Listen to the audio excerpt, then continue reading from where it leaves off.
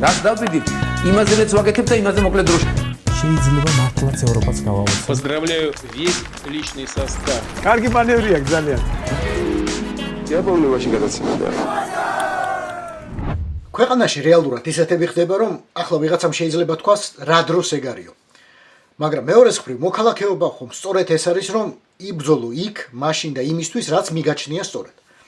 და არიან ადამიანები, ვინც იბრძვიან. არიან ადამიანები, ვინც ახლა კონკრეტულად ქუთაისში იბრძვიან ქუთაისის ციხის გადასარჩენად. ქუთაისის ციხის შენობის გადასარჩენად. შეიძლება ეს ბრძოლა წარუმატებლობისთვის არის განწირული, იმიტომ რომ ებრძვიან პროჭორულელთა ერთგულ ბიზნესმენს თუ კლანს და ზოგადად სისტემის წარმომადგენელს, მაგრამ ყველაფრის მიუხედავად ეს ბრძოლა გრძელდება. არიან აქტივისტები, არიან მონდომებული აქტიური ადამიანები, ვინც საკუთარ მოქალაქეობრივ ვალად მიიჩნევს ისტორიული მეხსიერების შენარჩუნებას, ისტორიული მეხსიერების გადარჩენას ქუთაისში. ერთ-ერთი ასეთი ადამიანი არის დავით ხვადაგიანი, სოულაბის წარმომადგენელი, სოულაბისა ორგანიზაციისა, რომელსაც პროჭორულელები პირველივე დღიდან ებრძვიან და რომელსაც დღეს შევხვდებით. დათო გამარჯობა. დიდი მადლობა ბრძოლისთვის და მოდი ზოგადი კითხვით დავიწყოთ. რატომ ქვია ქუთაისის ციხეს საგუბერნიო ციხე, გუბერნსკი? მეფის რუსეთის დროიდან მოდის, მაშინ იყო ქუთაისის გუბერნიის ციხე. ქუთაისის საგუბერნიო საპრობილეს ისტორია იწყება რეალურად პირველი ესე რუსული ოკუპაციის კვალდაკვალ, როდესაც რუსები შემოდიან და აქ ასე ვთქვათ ანექსიას იწყებენ ქართული სამეფოების და ხდება გაერთიანება გუბერნიების ასე ვთქვათ ადმინისტრაციულ სისტემაში. რა თქმა უნდა, ამ ყველაფრის აწყობა იწყება ამ მმართველობითი სისტემის და მათ შორის რა თქმა უნდა მეფის რუსეთიც საბჭოთა კავშირთან შედარებით კი ადამიანებს გონიათ, რომ ის უფრო ჰუმანური იყო, მაგრამ მეფის რუსეთიც ძალიან სასტიკი იმპერიული წესრიგით შედიოდა, რა თქმა უნდა, სადაც კი ის ესე ვთქვათ ფეხის მოკიდებას ცდილობდა და ესეთი მდგომარეობა იყო საქართველოში მე-19 საუკუნის დასაწყისიდანვე და იქვე ასევე ასე ვთქვათ ქუთაისის გუბერნიაშიც იწყება აი მთავარი საპრობილის შენებლობა, ეს გუბერსკი შემორჩა რა თქმა უნდა სახელი იქიდან რომ იყო საგუბერნიო საპრობილე, მთავარი ასე ვთქვათ საპრობილე, რა თქმა უნდა სადაც პოლიტიკური პატიმრებიც იყვნენ და შესაბამისად სისხლის სამართლის დამნაშავეებიც, ანუ დანაშაულებების კვალდაკვალ რა თქმა უნდა რაც იმპერიაშიც და თავისუფალ საზოგადოებაშიც არსებობს, ანუ მათთვისაც იყო ეს, მაგრამ ძირითადად ეს ყველაფერი მაინც დაკავშირებული არის მეფის რუსეთის, ასე ვთქვათ, цаრისტული რეჟიმის ან პოლიტიკას და როდესაც ის აი ამ საგუბერნიო ციხეში ჩაამწყდებდა ხოლმე მის პოლიტიკურ მოწინააღმდეგეებს. ძირითადი მეხსიერება მაინც აი ამ საგუბერნიო საპრობილეს არის დარჩენილი აქედან. ანუ ეს შენდებოდა, ასე ვთქვათ, ხანგრძლივი პერიოდის განმავლობაში, სხვადასხვა დროს როგორც მახსოვს ეს აი ზუსტად კორპუსი, რამდენიმე კორპუსი არის და სპეციალისტები ამბობენ, რომ ეს ანუ ვინც თქვათ უფრო ძველი ისტორიის საკითხებზე მუშაობს, მათ უთქვამთ, რომ ეს აშენებული არის ეს საგუბერნიო საპრობილე ძველი სიმაგრის ადგილზე და მასალებიც კი გამოყენებულია აი ძველი სიმაგრის, როგორც თქვათ, იყო მეტეხის ციხის შემთხვევაში, როცა ის ძველ, ასე ვთქვათ, ციხესიმაგრის ტერიტორიაზე დაშენდა, ასე ვთქვათ, დაიშალა რაღაც ნაგებობები და გადაკეთდა, შემდეგ უკვე ეს ხელახლა აეწყო როგორც საპრობილე, ანუ სპეციალურად აი ამ ფუნქციით და როგორც ამბობენ ქუთაისში ესეთივე შემთხვევა იყო, რა თქმა უნდა, იყენებდნენ ძველ მასალებს და არქეოლოგებიც ამბობენ, რომ შესასწავლი არის ეს, არასდროს არ მოხდა რამე შესწავლა, შეიძლება ეგ რაღაც სხვადასხვა ფენებიც კი აღმოჩნდეს, ხო? ანუ ამ მხრივ ძალიან საინტერესო და მნიშვნელოვანი არის ეს ნაგებობა, როგორც თვითონ ნაგებობა, თუნდაც ისტორიის გარეშეც. ეს ციხე დროდემდე მუშაობდა, რომელ წლამდე?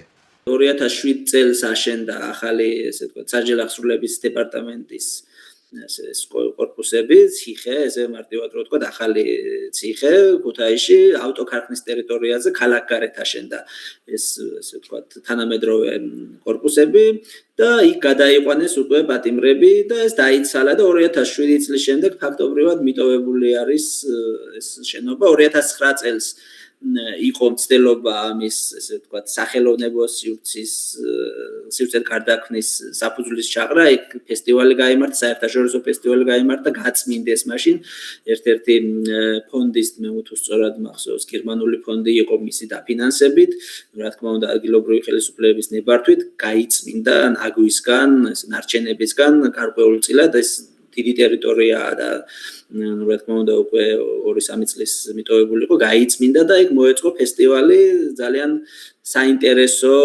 შემთხვევა იყო და როგორც ამბობენ, იყო რაღაც ჩანაფიქრი, მაგრამ სამწუხაროდ ჩანაფიქრის ზონაზე დარჩა, რომ იქ მომხდარიყო თანამედროვე სახელოვნებო სივრცის და ისეთივე სივრცის მოწყობა მაგალითისთვის, აი მარტივი გასაგები რო იყოს მსმენელისთვის, როგორც ფაბრიკა არის თბილისში, თქვათ, ხო? პლუს ამას ამ ისტორიული და საგანმანათლებლო კუთხითაც იქნებოდა ეს, რა თქმა უნდა, გაცილებით მნიშვნელოვანი, ვიდრე თქვათ ფაბრიკა, მსგავსი რაიმე დაწესებულებები არის, ხო, და მსგავსი სივრცეები არის, ხო? ამ მხრივ ეს ძალიან საინტერესო იქნებოდა. ნუ შეიძლება ითქვას, რომ ეს იყო ალბათ გამოძახილი იმის, რომ მოხდა მსგავსი შემთხვევა, როდესაც ორთაჭალის საგუბერნიო ციხის კორპუსი დაინგრა, მაშინ ძალიან ასეთი კაცრი გამოხმაურება მოყვა სპეციალისტების მხრიდან, რომ არ შეიძლება ასეთი შენობების განადგურება, ეს არის ისტორიული მეხსიერების და ეროვნული მეხსიერების ნაწილი არის. ნუ რა თქმა უნდა, როგორც ჩანს, ქუთაისის ციხე ამდენი ხანი იმიტომ შემორჩა ესე ინერციით, რომ იყო უკვე მაგალითად ნიკა ვაჩეიშვილი წერდა გუშინ Facebook-ზე, რომ ჩვენ ეს ჩავთვალეთ, რომ არ შეიძლებოდა ამის დანგრევა, მაშინ ის რა თქმა უნდა, მაშინდელი მთავრობის შესაბამისი, ასე ვთქვათ, სამსახურის დირექტორი იყო, თუ სწორად მახსოვს, კულტურული მემკვიდრეობის დაცვის სააგენტოს დირექტორი იყო და მან თქვა, რომ ჩვენ მქონდა ეს ჩანაფიქრი, რომ ქუთაისში ეს კონკრეტული შენობა დარჩენილი იყო და ახალი ფუნქცია მიგვეცა მისთვის.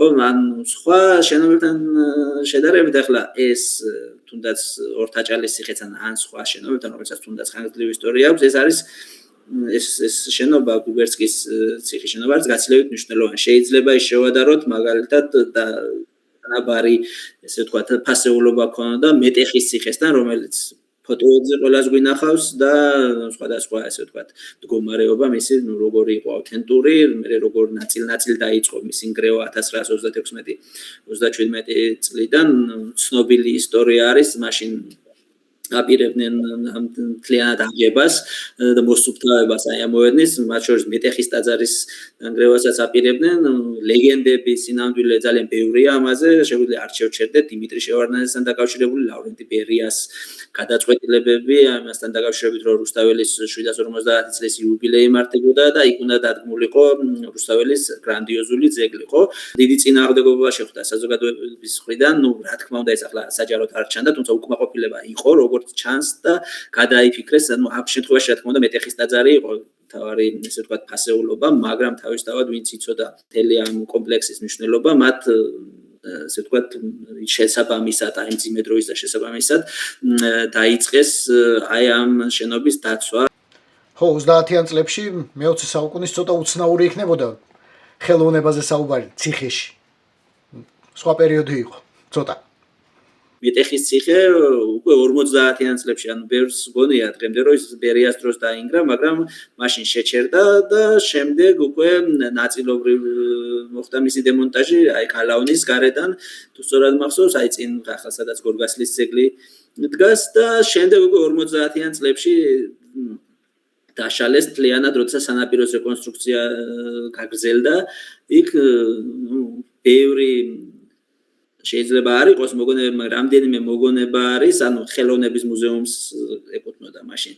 ეს შენობები ფიქრობდნენ მაშინაც უკვე რომ მუზეუმისთვის გადაეცათ, მაგრამ 50-იან წლებში საბოლოოდ დაინგრა ეს შენობა და ბევრი ესე ვთქვათ, შემდეგ მწუხარება მოყვა ამას, რომ ანუ შეიძლება ითქვას ეს არა მარტო როგორც ისტორიული ნაგებობა, არამედ ის კედლებიც კი, რომელიც აჭრელებული იყო მრავალი თაობის პოლიტიკური პატიმრების წარწერებით, იყო უნიკალური ისტორიული მეხსიერების შემცველი. ეხლა შეუძლია ადამიანებს ნახონ მაგალითად მეტეხის ტაძრის ფასადზე, აი ტყურის მხარეს ფასადი, რომელიც არის იქ დღემდე შემორჩენილი არის სხვადასხვა დროის წარწერები, პატიმრების, პოლიტიკური პატიმრების და ძალიან მნიშვნელოვანი იქნებოდა, ხო, ანუ დღემდე ხელოვნებაცოდნეები სინანულს გამოთხოვენ აი ამ შენობის დანგრევასთან. მე ვეძებე როგორ არის ეს ციხე ასახული დღევანდელ მეხსიერებაში. ბევრი ვერ ვიპოვე სამწუხაროდ, მაგრამ აღმოაჩინე ვინმე გრიშა მასკოვსკი, ბლოგერი, იუთუბერი, რომელიც პარალელურად არის კრიმინალური სამყაროს წარმომადგენელი, მოდი ასე ვთქვათ, და ის ყვება YouTube-ში როგორ გაატარა ამ ციხეში გარკვეული პერიოდი 30 წლის წინ.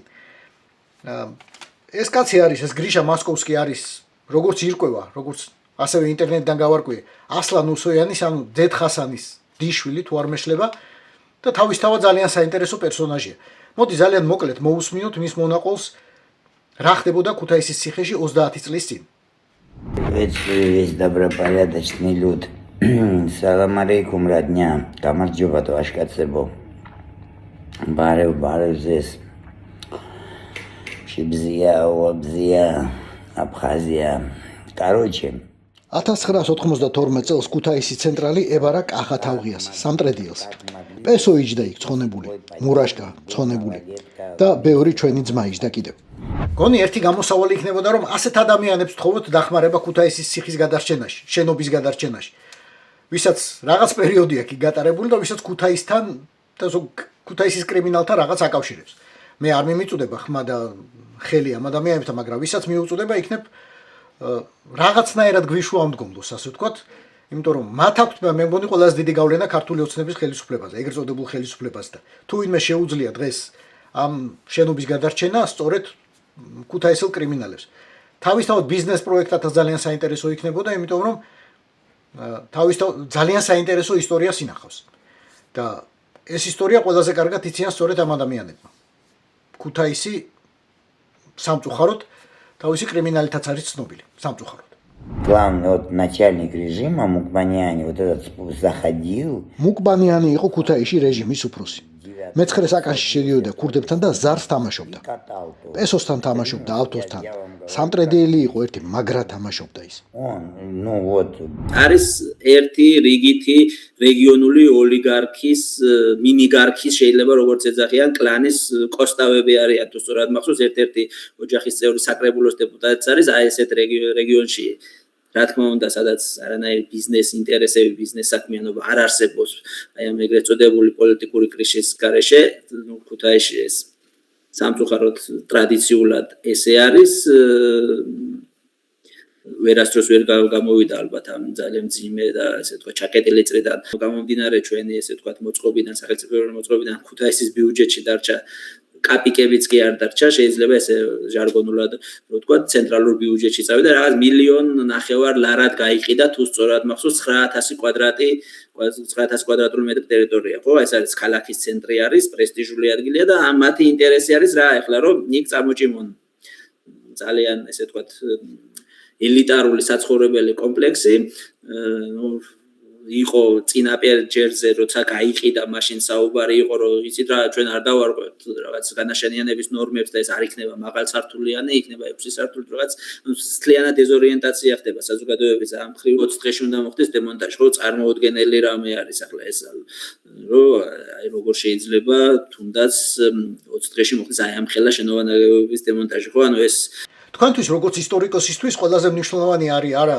კრიმინალური მხარე ამ ციხის, არამედ პოლიტიკური მხარე. ის რომ ამ ციხეში ძალიან ბევრ პოლიტპატიმარს მოუყრია თავის სხვადასხვა ეპოქაში. ამ ხრივ რამდენად მნიშვნელოვანია ქუთაისის გუბერნსკი ციხე. თედოსახოკია ყველაზე საინტერესო შემთხვევა ჩემთვის ეს იყო, იმდენად კარგად აღწერს თედოსახოკია მის ერთ-ერთ მოგონებაში, რომელსაც ციმბირში ქვია, როდესაც ის ციმბირში გადაასახლეს 1905 წლის რევოლუციურ, ესე ვთქვათ, პროცესებში მონაწილეობის გამო, ჯერ იჯდა ქუთაისის საგუბერნიო საკურებელში და ძალიან საინტერესოდ აღწერს აი ამ თვითონ გარემოსაც, პერსონალს, სიტუაციას და შემდეგ გადასახლების აი ამ მომენტს როგორ გადაყავთ ის ქუთაისის ციხიდან. რა თქმა უნდა სხვა ეპიზოდებიც არის, მათ შორის თუნდაც გალაქტიონის ცნობილი ლექსი მე დაღამე ზუსტად ამ ციხეს ხო, კი, ასე ვთქვათ, ის იყო გაქცევის მონაწილე. ციხიდან გაქცევის მონაწილე იყო, ასეთ საშიშ საქმეში მონაწილეობდა, მაშინ მოუვიდა ეს ლექსი თავში, რომ დაეწერა, ხო? ანუ მუზა მოუვიდა, ესე ვთქვათ. მაშინ ყველაფერს რო თავი დავანებოთ, ისე ხო, ყველაზე ცნობილი სამწუხაროდ ნეგატიური პერსონა სტალინი იჯდა ამ ციხეში 1903 წელს. ოკუპაციის მუზეუმში თბილისში სტალინის საკნის კარი რომ გვაქვს, ხო მანდედან არის ქუთაისიდან. სტალინის საკანიც კი ქვია. ერთ-ერთი რომელიც ძალიან საინტერესო ესე ვთქვათ ტურისტულ რაღაც ობიექტად შეიძლება თუნდაც ეს პატარა ერთი საკანი შეიძლება ყოფილიყო დაინტერესებული ადამიანების, რა ვიცი, ხო ბევრი ადამიანი ჩამოდის, რომელსაც აინტერესებს უბრალოდ სოვიეტოლოგებისთვის, უბრალოდ დამთვალიერებლებისთვის იქნებოდა ძალიან საინტერესო, თუნდაც სტალინის საკანი, ხო?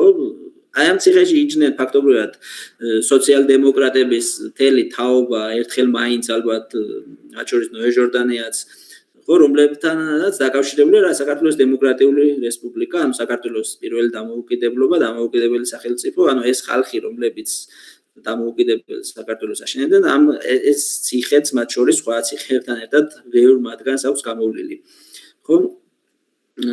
ხო, რა ვიცი, ლიტერატურაშიც ბევრ, ახლა ეს რო ჩამოთვალოთ, შეიძლება რაღაც ძალიან მნიშვნელოვანი გამოგვჩეს, ან უბრალოდ ვერც გავიხსენოთ იმდენ, ესე ვთქვათ, დოკუმენტურ, ისტორიულ თუ ესე ვთქვათ, ლიტერატურულ წყაროში არის ეს ციხე, როგორც ესე ვთქვათ, აი ამ ამბის ცენტრი. თქვენ ახლა იმდენად საინტერესო საკითხი ახსენეთ, რომ მე მგონი ღირს ამაზე უფრო დაწვრილებით შეჩერება. ამისთვის გთავაზობთ, რომ მეორე ხვადაგიანის ირაკლი ხვადაგიანის ვიდეობლოგს მოусმინოთ შემოკლებებით, რომელიც ამ ისტორიას, ამ ძალიან საინტერესო ისტორიას გვეყოდა. ციხის გალავნის გადმოღმა კონსპირაციულად იქირავეს ფანცხავას სახლში, რომელიც ამ წუთას სამწუხაროდ აღარ არსებობს, დანგრეული მის ადგილას სხვა შენობა დგას. ოთახები თითქოს სამკერვალო სალონის გასახსნელად, სადაც დასახლდნენ შეთქმული ჯგუფის მონაწილე გოგონები, რომლებიც კერავდნენ, ესე დღისით გზისით გამოფენდნენ ხოლმე თავიანთ ნამუშევრებს და როგორც ატელიე ესე აჩვენეს საზოგადოებას ამ უბანში ეს სახლი, როცა რეალურად სარდაფში დაიწყო მუშაობა ჭიათურიდან ჩამოყვანილმა მაღაროელთა ჯგუფმა, რევოლუციურ მოძრაობაში ჩართულმა ჯგუფმა, რომელთაც ზაქარია გურულთან, კოტე ცინცაძესთან და სხვებთან ერთად დაგეგმეს გვირაბი, რომელმაც გაიარა ამ ქუჩის ქვეშ, გალავნის ქვეშ და მიაღწია ციხის კორპუსის საძირკვლის ქვეშ იმ კამერასთან, საიდანაც უკვე შეთანხმებული იყო, რომ პოლიტპატიმრები უნდა გაეყვანათ და დათქმულ დღეს შესაბამისი სიგნალით აი ამ სახლიდან ციხის კამერებში დაიწყო პოლიტპატიმართა ინდივიდუალური გამოყვანა. ჩავატარეთ 905-ის რევოლუცია, ჩავატარეთ 917-ის რევოლუცია, ორი რევოლუცია 917-ში. დავამარცხეთ ცარიზმი. გამოვაცხადეთ დამოუკიდებლობა, მაგრამ დამოუკიდებელ სახელმწიფოსაც ხომ სჭირდება ციხე. აი, იმ დამოუკიდებლობის 3 წლიან პერიოდში რა ფუნქცია ჰქონდა ქუთაისის ციხეს? მუშაობდა თუ არა ციხედ? და ვინ იჯდა იქ თუ კი ვინმე იხდიდა სასჯელს? 7 ნოემბრის ბოლშევიკური აჯანყების ჩავარდნის შემდეგ, როდესაც მათ ვერ მოახერხეს მაშინ რუსეთიდან მართული გადატრიალების მოწყობა, მასობრივი დაპატიმრება მოყვა მათ ბოლშევიკური ძალების და მათი უმრავლესობა იჯდა ქუთაისის ციხეში, ასევე 1920 წლის სამშვიდობო ხელშეკრულების შემდეგ, როდესაც გათავისუფლებული იყვნენ ეს ბოლშევიკები, მას შემდეგაც უკვე 1920 წლის ზაფხულიდან მოყოლებული, 1920 წლის ზაფხული და შემოდგომა იყო ძალიან მძიმე, რუსეთი ისევ ემზადებოდა საქართველოში ინტერვენციისთვის, ოკუპაციისთვის და ისევ დაიწყო მასობრივი დაპატიმრება ბოლშევიკების, რომლებიც აგრძელებდნენ ისევ რუსებთან თანამშრომლობას და შიგნიდან აფეთქების ცდილობას საქართველოს დემოკრატიული რესპუბლიკის და დაახლოებით 950-მდე პატიმარი იჯდა იმ პერიოდისთვის, როდესაც ოკუპაცია იწყება 1921 წლის თებერვლის მონაცემებით. ეს არის ესე ვთქვათ საარქივო დოკუმენტებში კარგად შემონახული, ვინ, რომელი ბოლშევიკი, მათ შორის ცნობილი ბოლშევიკებიც, რომელ კორპუსში, რომელ საკანში იჯდნენ, ეს ყველაფერი არქივში დოკუმენტებში არის დღემდე შემონახული, ძალიან გამართულად, შეიძლება ძალიან საინტერესო ისტორიული ექსპოზიცია მოეწყოს ამ თვალსაზრისითაც კი და ეს ბოლშევიკები 1921 წელს ნაწილი დახვდნენ ქუთაისში 10 მარტს საბჭოთა რუსეთის საოკუპაციო არმიის ნაწილებს, ვისი გადაყვანაც ვერ მოასწრეს ბათუმში უკან დახევის დროს და არის ძალიან საინტერესო ფოტო. ესეთი მეხსიერების ადგილი, რომელიც მით უმეტეს სხვადასხვა პერიოდთან და სხვადასხვა ისტორიულ ეპოქასთან არის დაკავშირებული, არავითარ შემთხვევაში არ შეიძლება განადგურდეს. ეს არის მე-19 საუკუნის რუსული იმპერიული რეჟიმის, цаრისტული რეჟიმის ესე ვთქვათ მეხსიერების ადგილი, ასევე არის საქართველოს დემოკრატიული რესპუბლიკის პერიოდის მეხსიერება, ძალიან მნიშვნელოვანი მეხსიერება და თითქოს ფართო საზოგადოებისთვის უცნობი, მაგრამ სპეციალისტებმა და არქივში მუშავე ადამიანებმა, ვისაც ამ პერიოდზე მუშავია, იცის ეს რამდენად მნიშვნელოვანი არის. ეს არის როგორც საბჭოთა რეჟიმის 20-იანი 30-იანი წლების პირველ რიგში მოწმე აი ამ მნიშვნელოვანი და სასტიკი პერიოდის, როდესაც მასობრივი ტერორი ხორციელდებოდა და ეს ყველაფერი ამ შენობასთან იყო დაკავშირებული და ასევე გვიანდელი პერიოდის, გვიანდელი საბჭოთა პერიოდის და პოსტსაბჭოთა 90-იანი წლების დამოუკიდებელ საქართველოსთან დაკავშირებული. ამ შემთხვევაშიც კი მომავალში, როცა ისტორიას კვლევებს მნიშვნელოვანი როლი ექნება სახელმწიფოს მხრიდანაც დაკისრებული, ამ შემთხვევაშიც კი თუნდაც აი ამ გვიანდელი საბჭოთა და შემდეგ 90-იანი წლების კრიმინალური ესე ვთქვათ დეტალების კვლევა ძალიან მნიშვნელოვანი იქნება. ანუ ბევრი რამე არის აი ამ ციხესთან, ანუ თაობების მეხსიერება დაკავშირებული და რა ვიცი, ალბათ ორი აზრი არ არსებობს, რომ ის არ უნდა დაინგრეს. დათო ძალიან დიდი მადლობა.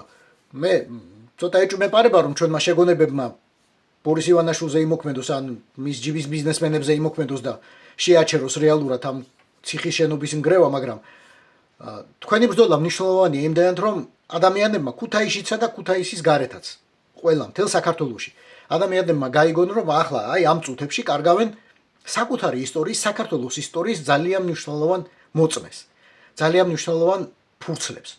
იმიტომ რომ ქუთაისის საგუბერნიო ციხეში ძალიან ბევრი რამე არის ასახული თუნდაც კედლებით და კედლებზე. კიდევ ერთხელ მადლობა ამ ბრძოლისთვის. იმედი ვიქონიოთ, რომ ბრძოლას ექნება აზრი და ექნება შედეგი. ერთი შენობის, ერთი კორპუსის გადარჩენა მაინც რომ მოხერხდეს, უკვე ძალიან მაგარი საქმე იქნება. ძალიან მაგარი საქმე იქნება ისტორიისთვის და ინვესტორსაც თუ ბიზნესმენსაც თავისი შეხვდება.